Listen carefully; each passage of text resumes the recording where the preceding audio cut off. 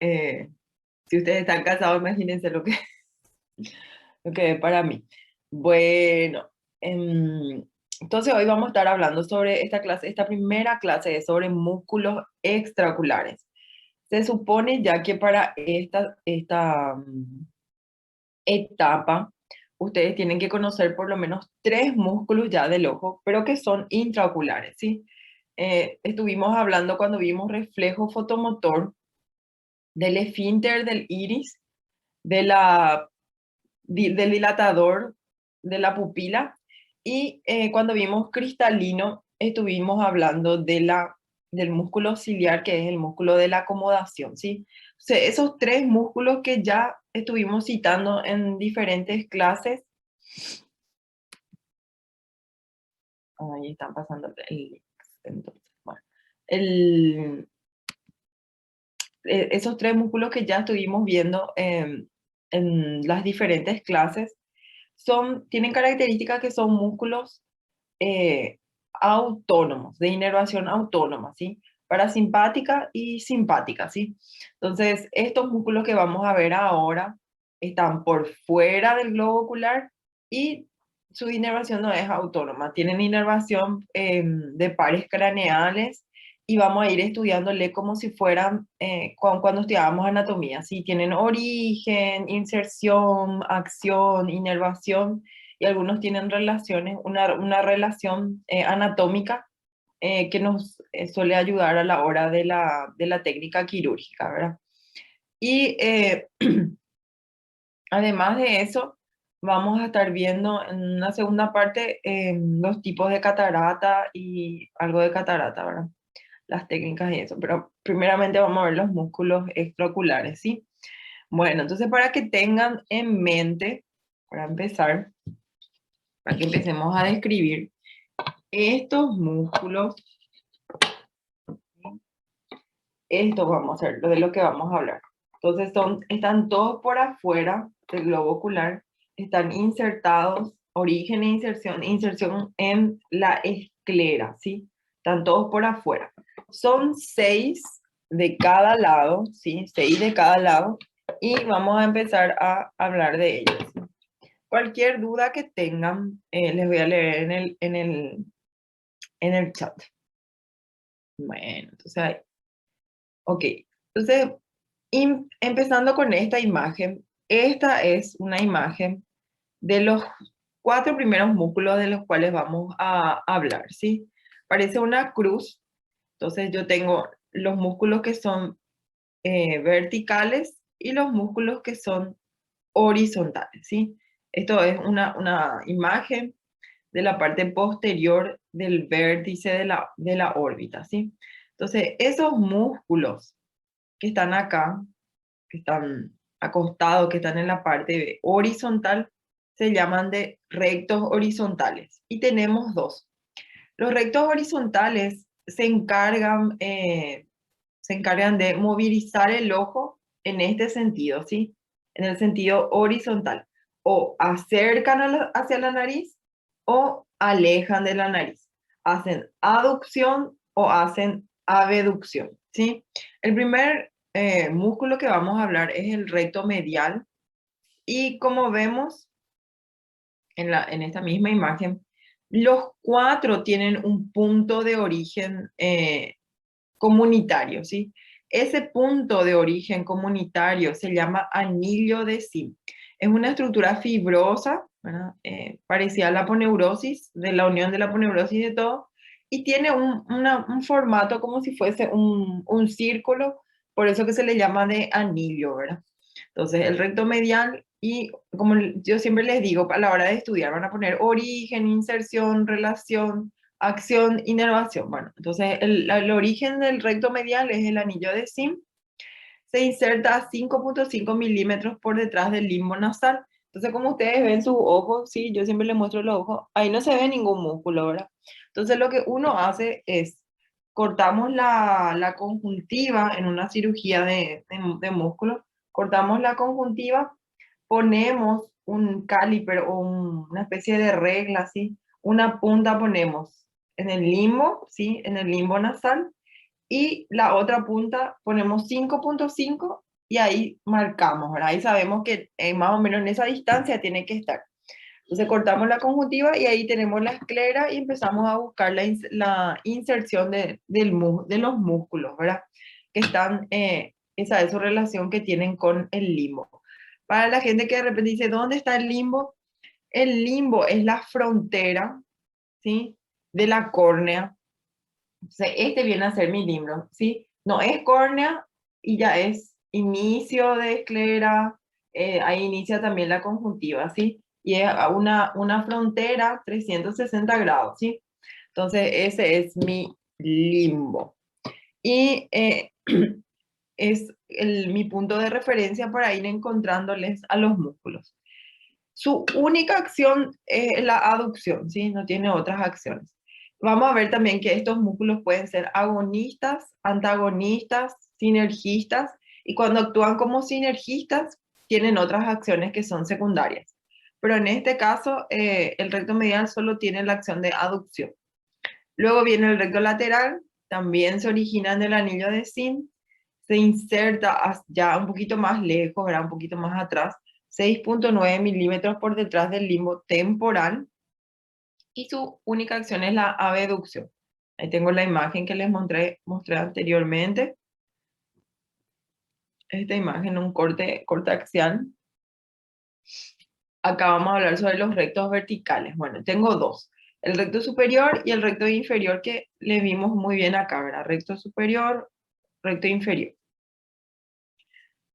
También se origina el recto superior en el anillo de Sim.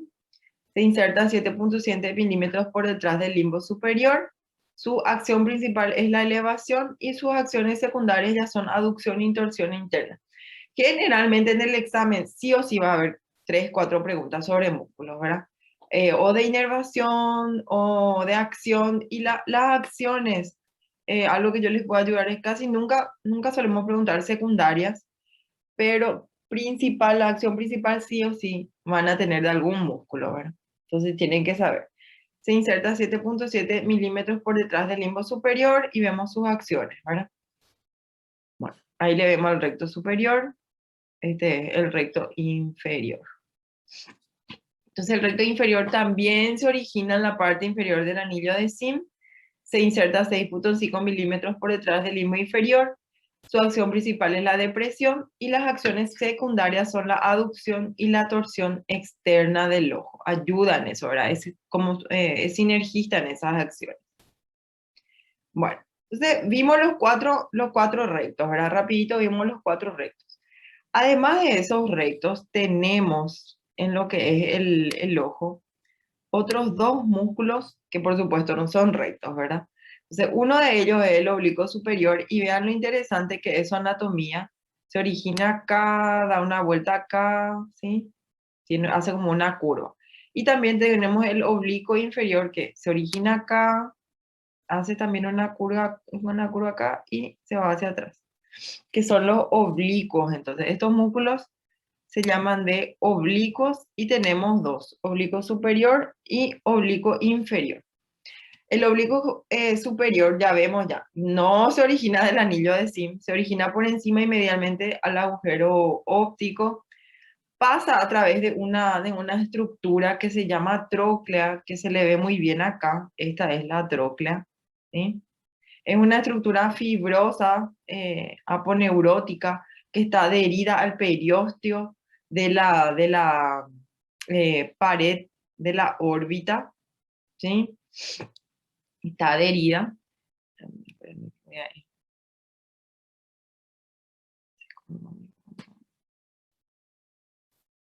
¿Sí? Y vemos que se inserta em, en el cuadrante temporal superior posterior del globo ocular. Si se refleja toda esa vuelta y se inserta bien posterior, ¿verdad? La acción principal del oblicuo superior es la torsión interna y las acciones secundarias son la depresión y la abducción, ¿sí? Esas son sus acciones secundarias. Sí o sí hay que saber que es una excepción que no forma parte del anillo de Cinci, no se origina ahí. Le vemos el oblicuo inferior, Tampoco se origina del anillo de zinc, se origina a través de en una depresión que está relacionada con el borde orbitario lateral al conducto lagrimal y se inserta posteriormente en una situación temporal posterior cerca de la mácula, ¿verdad? Bien atrás. Así que si yo le voy a buscar a esos músculos en comparación a los rectos, son más difíciles de encontrar. Generalmente cortamos la conjuntiva y no hay así no hay realmente una relación con el limo. No tengo yo dónde marcar y decir, ah, bueno, acá le voy a encontrar. Entonces lo que se hace es se corta la conjuntiva y uno pesca, ¿sí? Pesca los músculos, insertamos un gancho, un instrumental que parece un gancho, solo que no tiene punta, no hinca, ¿sí? Solamente es para estirar el músculo y pescamos y ahí conseguimos los vientres, ¿verdad? Generalmente, pero los oblicuos ya son más difíciles de operar y ya, como les digo, más difícil porque son más difíciles de conseguirles, de encontrarles, tanto en su origen como en su inserción, que en este caso luego es casi cerca de la mácula, ¿verdad? La acción principal del oblicuo inferior es la de torsión externa y las acciones secundarias son de elevación y abducción del ojo, ¿verdad? Bueno, entonces en relación a este, un resumen de la inervación. El recto lateral o recto externo está inervado por el sexto par craneal. El oblicuo superior está inervado por el cuarto par craneal o nervio troclear. Y el resto de los músculos están inervados por inclusive el músculo elevador del párpado, que llegamos a ver, bueno, que vamos a ver que forma parte de síndromes, ¿sí? Que cuando hay tosis, por ejemplo, yo puedo tener un paciente diabético que tenga alguna parálisis de cualquiera de estos músculos inervados por el tercer par y tosis, ¿verdad? Y una pupila dilatada también, ¿sí? Una pupila en midriasis, por ejemplo, ¿verdad? Entonces, son situaciones que podemos ver con la parálisis o paresia del tercer par del óculo motor, ¿sí? Entonces, tener en cuenta. Bueno, entonces, ¿para qué nosotros estamos dando todos esos músculos? Para conocer básicamente los movimientos que podemos ver en el ojo y que son normales, ¿verdad? Una vez que tengamos este conocimiento de anatomía, vamos a poder evaluar si un paciente está con paresia, si está con parálisis, si tiene alguna alteración, ¿verdad? Si tiene estrabismos. Siempre yo trato de explicarles lo mejor posible a los alumnos en general esto. ¿Por qué? Porque es una parte que no todo el mundo sabe, ¿sí? En relación a los movimientos oculares. Ni siquiera hay veces que no todos los oftalmólogos hacen lo que es estrabismo. Eh, es algo así tipo, si imagínense que tienen un paciente que tuvo una parálisis facial, ¿verdad? Se da cuenta, viene al consultorio, se da cuenta que, que no puede mover la lengua, no puede tragar, se le derraman los líquidos, ¿sí? Entonces, el paciente ya nos ayuda con el diagnóstico, o que tuvo un ACV isquémico, ¿verdad? Puede venirme con una hemiplegia, ¿verdad? Entonces ahí me dice, que no consigue mover el brazo, que la pierna se le languidece, ¿verdad? Que parece más débil. Entonces el paciente ya ayuda ya a hacer el diagnóstico. En cambio, en estas situaciones, eh, muy difícil que el paciente venga y les diga, sí, vos sabés qué, doctora, yo no puedo hacer, mi recto externo está débil, no consigo hacer abducción, ¿verdad? Entonces, no son esos los síntomas no son tan fáciles los síntomas de que el paciente describa y de que el paciente haga también un diagnóstico previo en su casa, ¿verdad? Generalmente le da mareo, ve doble, le da dolor de cabeza, no entiende qué es lo que le pasa. El paciente suele venir con el ojo tapado, ¿verdad? Porque al estar con los dos ojos ve doble, entonces tapa un ojo. Y como les digo, es algo que tenemos que conocer lo normal para luego poder evaluar cuando está alterado. Entonces, hay tres tipos de movimientos que podemos encontrar en el ojo, ¿verdad? Y estos tres tipos de movimientos, vamos a empezar por por los más básicos. El primer tipo de movimiento son las ducciones. vamos a ver que son movimientos monoculares del ojo, ¿verdad? Entonces yo le pido al paciente que se tape uno de los ojos, generalmente siempre empezamos por el lado derecho, ¿verdad? Y al taparse el ojo le voy pidiendo que haga los siguientes movimientos, ¿verdad? Mira, hacia acá, generalmente le mostramos algún, no tengo un cúter acá cerca, les voy a mostrar. Generalmente le mostramos, a los adultos le mostramos o una linterna o una luz pequeña, ¿verdad? O de repente si tenemos un bolígrafo, le decimos que siga el bolígrafo, ¿verdad? Porque no le vamos a decir, ah, bueno, hace aducción, no, ¿verdad? Entonces, generalmente le pedimos que se tape o le tapamos nosotros con algún oclusor, ¿sí? Y le pedimos que mire hacia arriba, que mire hacia abajo, hacia acá, ¿verdad? Y dice que ni derecha e izquierda los pacientes no saben, les cuento eso, ¿verdad? Hay mucha gente, tenemos mucha gente analfabeta lastimosamente y uno le dice derecha e izquierda y eh, también no sabe. En relación a los movimientos, siempre se examinan los movimientos con la cabeza en punto neutro, ¿sí? En los pacientes, y uno mismo tiene esa tendencia de mirar hacia arriba y acá, ¿verdad? Mirar hacia abajo y quiere hacer eso. Eso está mal, porque ahí yo estoy evaluando los movimientos del cuello. Entonces, siempre el paciente tiene que estar en posición primaria. Nosotros le decimos esto, ¿verdad? Lo que es el cuello, cuando posición primaria es mirar hacia el centro y el ojo en neutro, ¿sí? Y también la cabeza y el cuello, ¿sí? No es, mira hacia acá y uno está moviendo el cuello. Siempre tiene que mantener neutro para realmente evaluar los músculos del ojo y no así los del el cuello, ¿verdad? Entonces, como aducciones vimos ahí los movimientos que tenemos. Aducción, abducción, elevación, depresión, tensión interna y tensión externa. Hacemos un ojo y después hacemos el otro. Si vemos alguna parálisis o paresia, anotamos, ¿verdad? Los otros tipos de movimientos que tenemos son las versiones. Las versiones ya son movimientos binoculares, que son simultáneos, todos son movimientos simultáneos y en el ojo. Nunca van a ver que el ojo derecho viene y después, primero y después viene el izquierdo, si siempre son simultáneos. Y conjugados se le llama cuando son en la misma dirección. Bueno, ejemplo de eso son, por ejemplo, mirar hacia la derecha, de extroversión, ¿verdad? Entonces, cuando yo miro hacia la derecha, este ojo, ¿sí? Está haciendo abducción, activa el recto externo, y este ojo está haciendo aducción, se activa el recto interno, ¿sí? No son los mismos, no siempre son los mismos músculos. Primero lo que no son los mismos ojos, ¿sí? Es decir, un músculo está en el ojo derecho, el otro está en el ojo izquierdo. Y hay veces que, como en el caso de dextroversión y levoversión, no son los mismos músculos, son músculos diferentes, pero lo interesante es que los movimientos son simultáneos y son elegantes, vamos a decir, ¿verdad? Imagínense que ustedes están, vamos a poner dos personas, uno en una pieza con un celular, ¿verdad? Así, tipo, uno en una pieza con un celular y otro en otra pieza con otro celular. El celular va a ser la conexión. Y le vamos a tener una cámara y vamos a grabar y le vamos a decir, ok, ustedes tienen que mover al mismo tiempo y de la misma forma, tienen que levantar el brazo.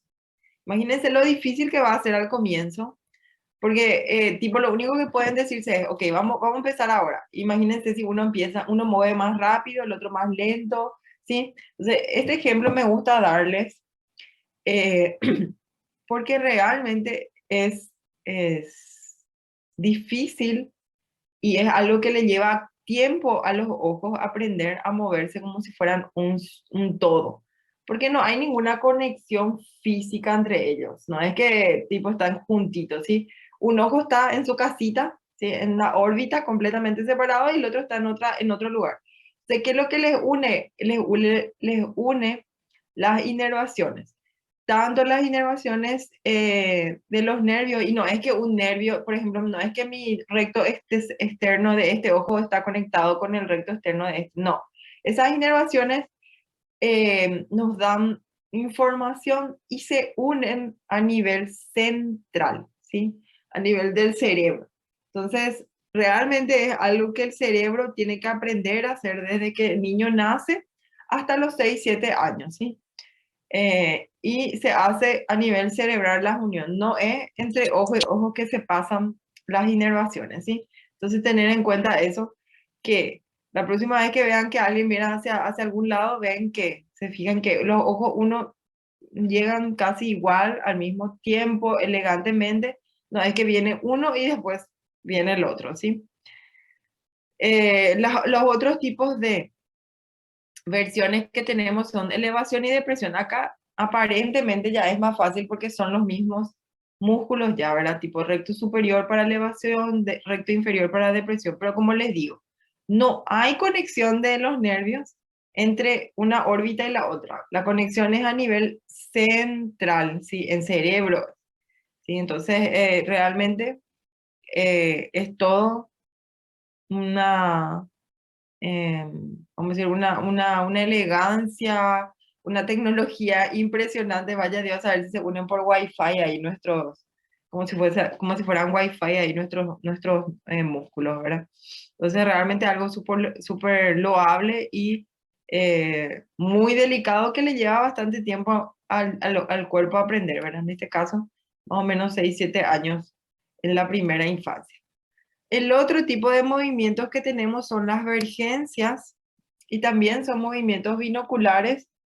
Son simultáneos, sí, siempre son simultáneos, pero no son en la misma dirección, ¿sí? Y por eso no son conjugados. Entonces, tenemos dos tipos de vergencia, que es la convergencia y la divergencia. Cuando vimos acomodación, hablamos un poco de convergencia. Cuando alguien está mirando un objeto de cerca o está leyendo, o está viendo su teléfono, ocurre tres cosas a nivel ocular, ¿verdad? Hay miosis para regular la cantidad de luz que entra al ojo. Hay acomodación, se contrae el músculo ciliar y el cristalino aumenta su poder y hay convergencia, ¿sí? Los ojos, convergencia es cuando los ojos se acercan. Si yo estoy mirando a lo lejos, generalmente miro así con este paralelismo, ¿verdad? Los ejes visuales están paralelos, no se acercan. Y cuando estoy mirando de cerca, hay una convergencia, los ejes se acercan como para tener una mejor visión.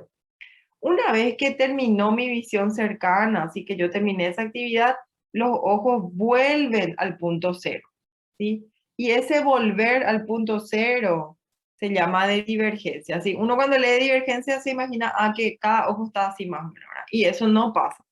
Tipo, esta es mi convergencia máxima, acá yo vuelvo a mi divergencia máxima, que realmente es el punto cero, pero eso es lo máximo que el ojo puede diverger, ¿sí?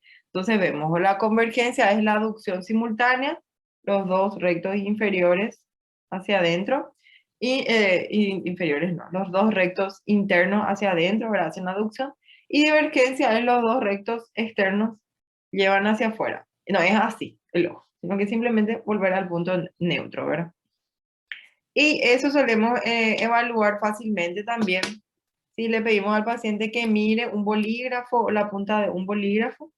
Nos colocamos más o menos a un 50 centímetros del paciente y le decimos que mire la punta, ¿sí? Entonces, al mirar la punta le acercamos y ahí estamos viendo convergencia. Vemos si el paciente es capaz de mantener la convergencia por lo menos 5 o 10 segundos y después retrocedemos y ahí estamos haciendo la divergencia. Prueben, practiquen con algún pariente porque o alguien que viva con ustedes porque es realmente interesante y se les va a fijar mejor una vez que vean la convergencia y la divergencia del ojo, ¿sí? Con el bolígrafo. Bueno, entonces en relación a las acciones musculares, yo les había dicho que yo tengo que lograr explicar cómo se comportan los músculos, ¿verdad? ¿Cómo es posible? Seguramente en algún momento alguien se habrá preguntado, ¿verdad? ¿Cómo es posible que siendo que no se ven, ¿sí? Entre ellos, no se tocan entre ellos, no hay una unión así de tejido entre ellos y aún así actúan como si fueran uno solo, ¿sí?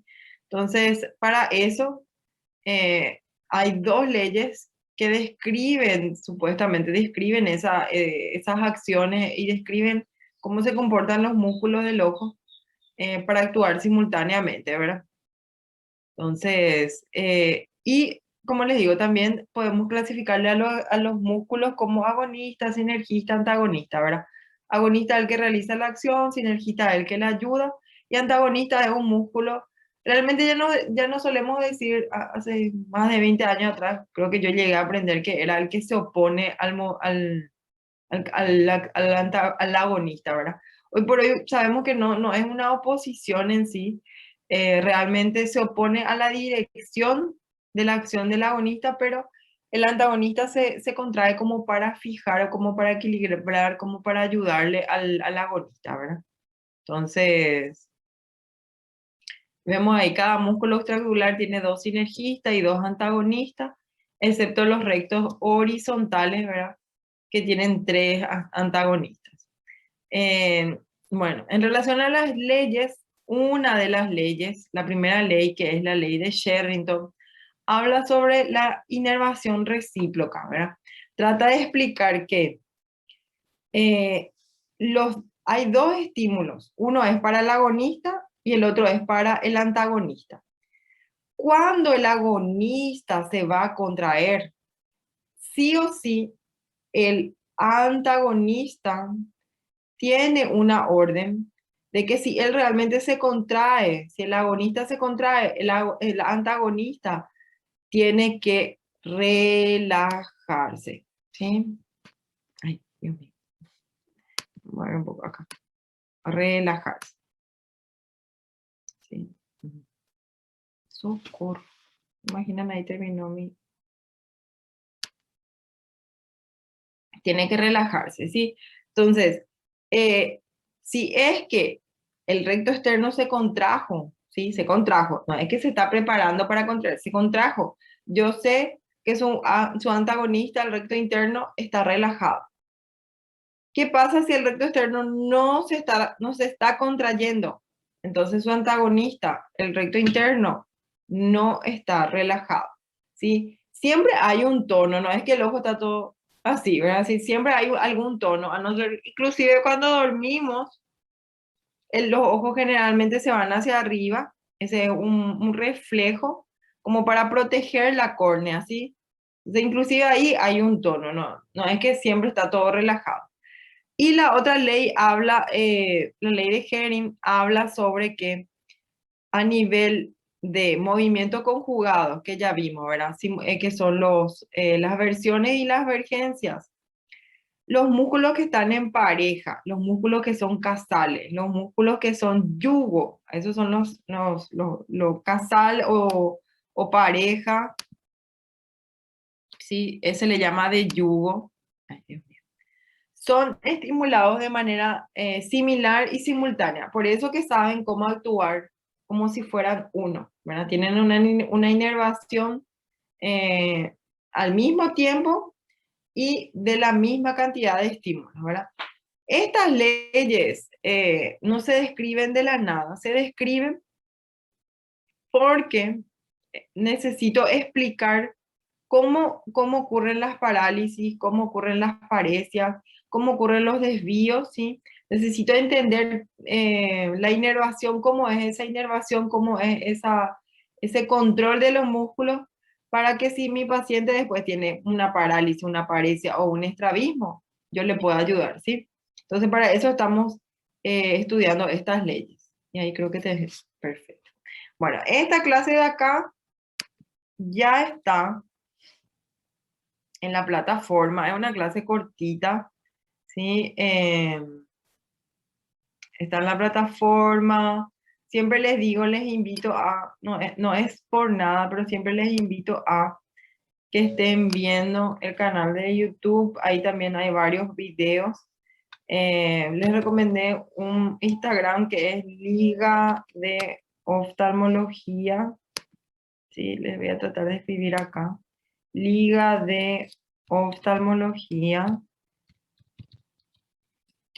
Tiene varios videos, tiene varias lives, de repente hacen preguntas así de oftalmo, ¿verdad? Como para practicar. Una ventaja que encontré es que está en portugués, entonces de repente les puede facilitar eso. Pero solo para comentarle, el fin de semana pasado estuve en un congreso, era un simposio virtual, y había varios invitados brasileros, ¿verdad? Y todos ellos dieron sus charlas en español, ¿sí? Impresionante fue, tipo, a mí me sorprendió porque todos son de San Pablo, de la Escuela Paulista, son así, top de la galaxia, como nosotros les solemos decir, ¿verdad? Son súper excelentes profesionales y hablaban un castellano buenísimo. Todos ellos hablaron en castellano, entonces me acordé de ustedes, que hay de repente gente que hace tanto tiempo que todavía no está acá, hace tanto tiempo que está en Paraguay y todavía siguen hablando en un portugués muy, muy cerrado, ¿verdad? Y realmente me puse a pensar, ellos no tuvieron la facilidad de venir a hablar o que aprender así con español tipo con nosotros, digo, ¿verdad? Con un pueblo, con una cultura, sino que probablemente lo hicieron en clases, ¿verdad? Que así cuesta más, pero era impecable realmente el español que hablaron todos los expositores. Entonces, les animo a que aprendan más español porque realmente la gente parece como una moda ahora de te invitan a un congreso y hablar en el mismo idioma que como es el origen del congreso, ¿verdad? Bueno, vamos a tomarnos 10 minutitos mientras yo busco mi clase, mi otra clase que es sobre cristalino, sobre catarata. Y mientras tanto ahí pueden tomar un té, prepararse un café, ¿sí? Porque esa sí es una clase un poquito más larga. Si hay preguntas, les leo. Si hay preguntas, les leo, ¿verdad? Mientras tanto, busco mi clase.